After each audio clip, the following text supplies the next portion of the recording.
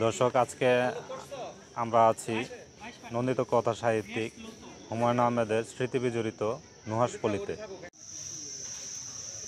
কবির শ্রদ্ধার সাথে ওনার 13তম মৃত্যুবার্ষিকী পালিত হচ্ছে।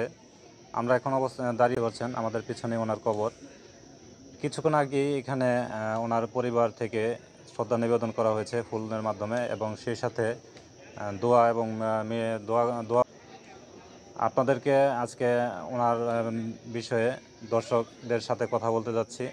এখানে দূর দূরান্ত থেকে অসংখ্য দর্শক এসেছে ওনার এই স্মৃতিবিজড়িত নুহাশপল্লীতে দেখার জন্য। আজকে আপনাদের সামনে কিছু দর্শনার্থীদের সাথে কথা বলার চেষ্টা করব। বার্তা হচ্ছে, আপনারা জানেন যে স্যার যে দুরারোগ্য ব্যাধিতে আর কি মানে মৃত্যুবরণ করেছে। তো আমরা হিমু পরিবহন এখানে হিমু পরিবহনের আমাদের একটা উদ্দেশ্য আছে। স্যারের যে একটা স্বপ্ন ছিল ক্যান্সার হাসপাতালের, আর আমরা তার স্বপ্নটাকে আসলে বাস্তবে রূপ দেওয়ার জন্য আর কি আমাদের একটা উদ্দেশ্য আছে। এবং আমরা শুধু ঢাকা থেকে আর কি এসেছি, এবং আসার পরে আমরা মাঝপথে ক্যান্সারের যে লিফলেট এটা বিতরণ করতে করতে এসেছি। আর আজকে এখানে আসছি, আমরা তাকে স্মরণ করছি ফুলের শুভেচ্ছা দিয়ে। আর আমরা এটা আসলে আমাদের মানে তার যে সাহিত্য, এই সাহিত্য অঙ্গনে তিনি একজন উজ্জ্বল নক্ষত্র ছিল, এবং শত কোটি পাঠকের হৃদয়ে আজও তিনি জীবন্ত আছে।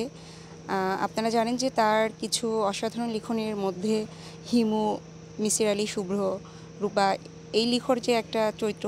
তো এখানে হচ্ছে হিমু এবং রূপা। হিমু হচ্ছে ছেলেদের তাদের হলুদ পোশাক, এবং রূপা হচ্ছে নীল শাড়ি পরা একটা মেয়ে। আচ্ছা, আমরা প্রত্যেক বছর আছি। প্রতি বছর ঘাটতি নেই, তবে আমরা এটা যাতে ঘাটতি না হয় সেভাবে আমরা আর কি চেষ্টা করছি। এখানে অবশ্যই একটা পরিবর্তন আছে। তারপর আমরা চাই যে তার যে লিখনী, তার যে স্বপ্ন, এগুলো যাতে পূর্ণ হয়, বাস্তব রূপ পাই, এটার জন্য আমরা চেষ্টা করছি। এটা তো অবশ্যই থাকা উচিত, কারণ তার যে সাহিত্য, তার যে রচনা, এটা সবাই পড়বে, জানবে, এটা আমরা চাই।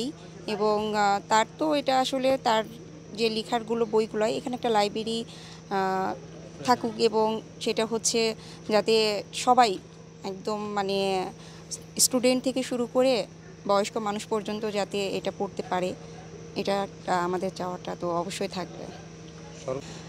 নুহাশপল্লীকে কেন্দ্র করে আমার প্রত্যাশা, এখানে যেহেতু স্যারের যে সমাধিটা আছে, এটা যেন ঘিরে আর কি মানে সংরক্ষণটা যেন অনেক ভালো থাকে, এবং আমাদের যে স্বপ্নটা সেটা যেন আমরা পূর্ণ করতে পারি, এটাই আর কি। আসলেও হুমায়ুন আহমেদ একজন নন্দিত কথা সাহিত্যিক। ওনাকে আমরা ওনার বই পড়েছি, ওনার বই পড়ে আমরা অনেক কিছু এই জেনেছি, এবং অনেক কিছু শিখেছি। ওনার বইতে আমরা অনেক কিছু পেয়েছি। এবং উনি যখন গাজীপুরে যে নুহাশপল্লীটা করে, উনি এই গাজীপুরের নুহাশপল্লীটা করাতে আমাদের গাজীপুরের, বিশেষ করে এই পিরুজালি গ্রামের যে রাস্তাঘাট, বিদ্যুৎ, মানে আমরা অতি সহজেই এই রাস্তাঘাটগুলো, বিদ্যুৎগুলো আমরা ওনার মাধ্যমে, যেভাবে আমরা নুহাশপল্লীর মাধ্যমে আমরা এই করতেছি, পেয়েছি আর কি। যাই হোক, ওনাকে হারানোর পরে আমাদের যে একটা বেদনা, এটা আমরা মনে করি উনি উনি উনি আমাদের মাঝে এখনও বেঁচে আছে, উনি আমাদের মাঝে এখনও আছে উনি। তো যাই হোক, উনি আজকে ওনার এই 13তম মৃত্যুবার্ষিকীতে ওনার মাগফিরাত কামনা করছি, দোয়া করছি আল্লাহ যেন ওনাকে জান্নাতুল ফেরদাউস নসিব করে। এবং আজকে ওনার এই মিলাদ মাহফিলে এই ছোটো ছোটো বাচ্চারা, মাদ্রাসার বাচ্চারা সকালবেলা আসার পরে এখানে কোরআন তেলাওয়াত হয়েছে। তারপরে ফুল আমরা এখন ওনার কবর জিয়ারত করলাম, ফুল দিয়ে জিয়ারত করলাম, এই তো আর কি। আচ্ছা, আসলে হয়তো উনি বেঁচে থাকলে হয়তো এটা অনেক আরেকটু উন্নত হতো, যেহেতু উনি নাই। ওনার যে ফ্যামিলি যারা আছে, যেমন শাওন ম্যাডাম আছে, উপকে নুহাস বয় আছে, ওনারা এসে হয়তো এখানে খোঁজ খবর নেয়।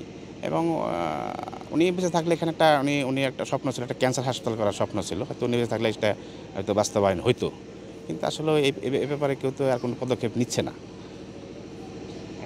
বাকি অবকাঠামোগুলো বলতে এখন এখানে যারা স্টাফ আছে নোয়াশপল্লিতে, এরাই মোটামুটি এটাকে দেখশন করছে।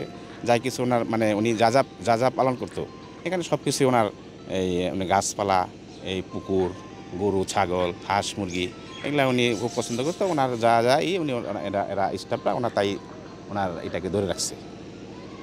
স্যারের যে অপূর্ণতা, স্যারের যে নতুন বই পাচ্ছি না, এটা খুবই একটা কষ্টদায়ক। স্যার বেঁচে থাকলে আমরা নতুন নতুন আরও অনেক বই পেতাম।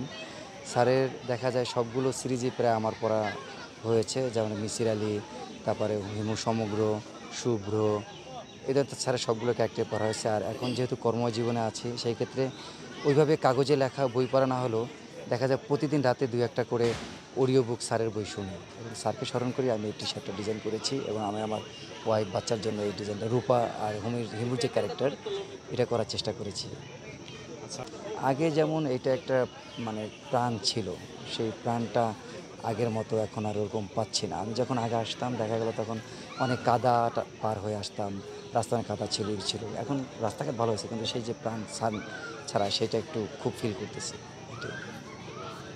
নহসপল্লীকে আকর্ষণ বাড়ানোর জন্য অনেক দিন এটা বন্ধ ছিল, অনেক দর্শনার্থী সম্ভবত আসতে পারেনি, এবং এটার টিকিট মূল্য কত যায় না, সম্ভবত 200 টাকার উপরে। এটাকেও কমানো উচিত, ছাত্রছাত্রীদেরকে টোটালি ফ্রি করে দেওয়া উচিত। এবং স্যারের যে মানে যেই ক্যারেক্টারগুলো, যে বইগুলো আছে, সেই বইগুলো আপনার আমার মনে হয় যে সবগুলোকে প্রতীক আকারে সবগুলোর যতগুলো স্যার বই এই পর্যন্ত হয়েছে সবগুলোর ক্লিপ আকার থাকা উচিত। যেমন আমি জানি না, পিছন সাইড দেখা আমার পিছনে দেখতে পাবেন যে আপনার হিমুর বেশ কিছু ভালো ভালো যে বইগুলো আছে, এগুলো দিয়ে আমি হিমুর পিছনে ডিজাইনটা করেছি। এরকম সবগুলো থাকা, তাহলে আমরা জানতে পারবো যে স্যার কী কী বই করছে, কী কী করছে, কর্মজীবনে কী কী করছে, বা আমাদের এখান থেকে কী কী শিক্ষা নিয়েছে, এগুলো আমরা জানতে পারবো। দর্শনার্থী এবং এখানের সাধারণ মানুষের প্রত্যাশা, হুমায়ুন আহমেদের স্বপ্ন একটি ক্যান্সার হাসপাতাল। সেই ক্যান্সার হাসপাতাল অতি দ্রুত এখানে প্রতিষ্ঠিত হবে এবং হুমায়ুন আহমেদের সেই স্বপ্ন পূরণ হবে, সেই প্রত্যাশা করছে এখানের আগত দর্শকরা এবং ওনার শুভাকাঙ্ক্ষীরা।